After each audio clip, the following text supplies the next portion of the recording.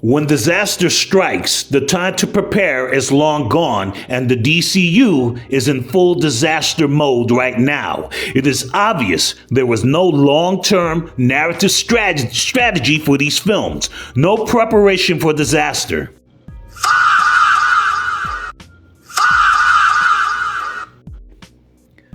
Gunn's DCU expected unwavering fan fealty when it was never earned. The end of the Snyderverse, the DCEU, fractured the fan base, and the DCU does not have much of a fan base right now. There is no excitement or anticipation. Supergirl, which cost $180 million, not accounting for $100+ million for marketing, has barely made $110 million after 3 weeks. It may lose WBD $125 million and up to $250 million by some estimates. The Hollywood Reporter put out an expose a week after the premiere, detailing the dysfunction behind the scenes. Gunn and DC Studios knew they had a bomb on their hands, but had to put out the film anyway. The failure of the DCU, the Gunnverse, is all on James Gunn. Supergirl is the third project, after Creature Commandos and Superman 2025. Look online yourself to see fan anticipation for future DCU projects.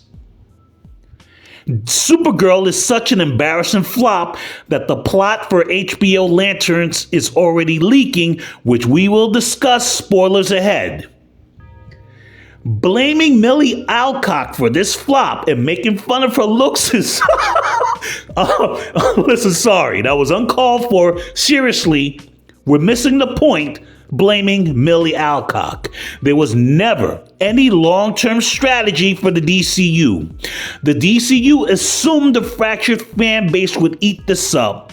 Their minuscule current fan base barely shows up when it matters, and Fairweather fans are burnt out and apathetic. Paramount Skydance, which will buy WBD for $111 billion with a B this fall, must be paying close attention.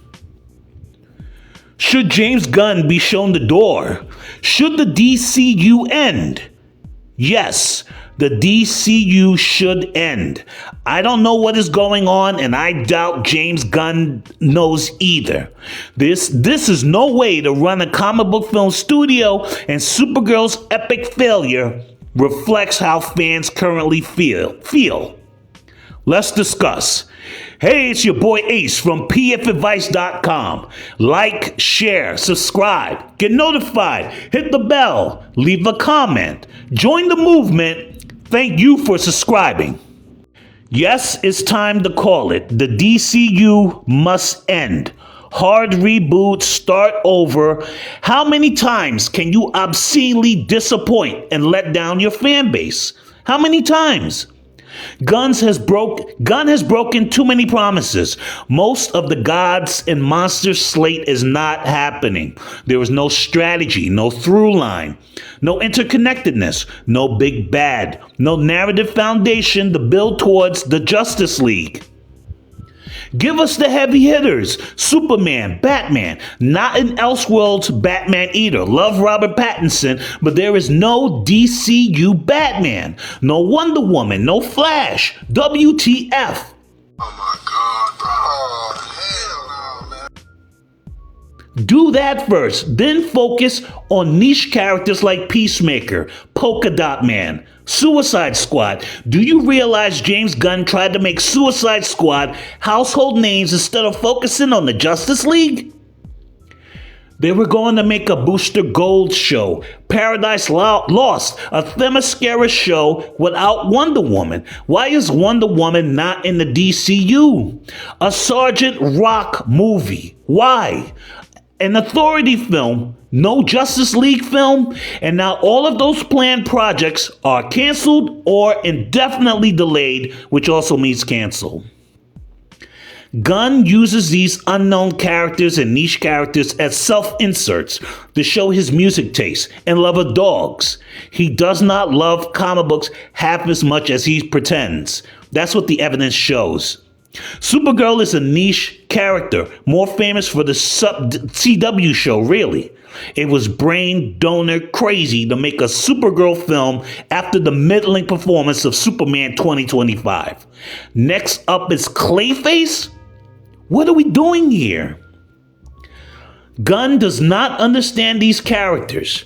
Spoiler alert for HBO Lanterns, you've been warned.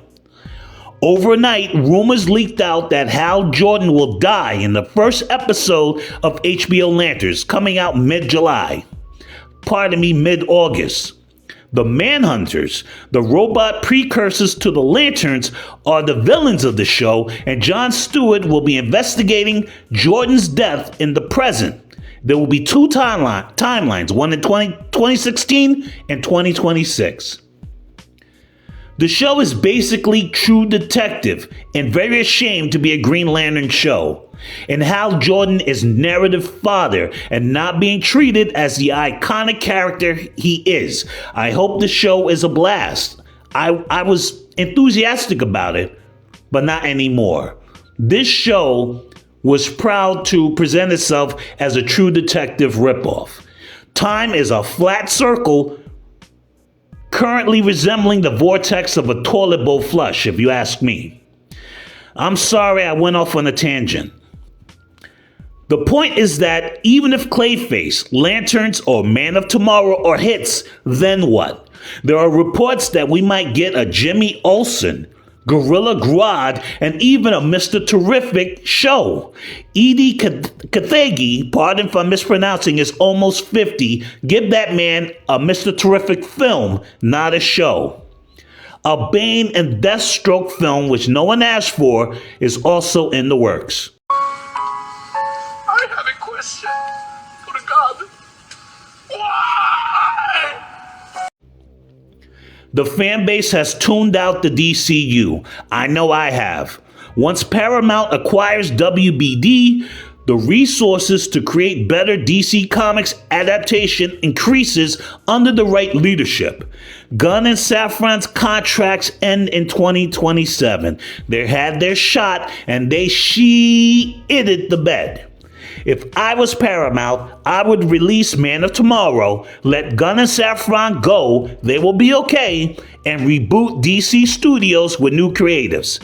It will be tough, it will hurt, but the brand is already tarnished. Who with a straight face is waiting for Clayface? A body horror film? Cool, but how does it connect the wider DCU? I don't have any energy to pretend I want to see a Gorilla Grodd streaming show. I'm done. Someone new must come in with a 5-year or 10-year plan with a new DC interconnected cinematic universe and utilize the Trinity and Justice League before the DC brand alienates fans any further. These studios must stop trying to recapture the 2008 to 2019 comic book demographic, long gone, and pivot on how to entertain the current digital age audience. Gunn has failed. It's time to start over. What do you think? Comment below. Thanks for watching.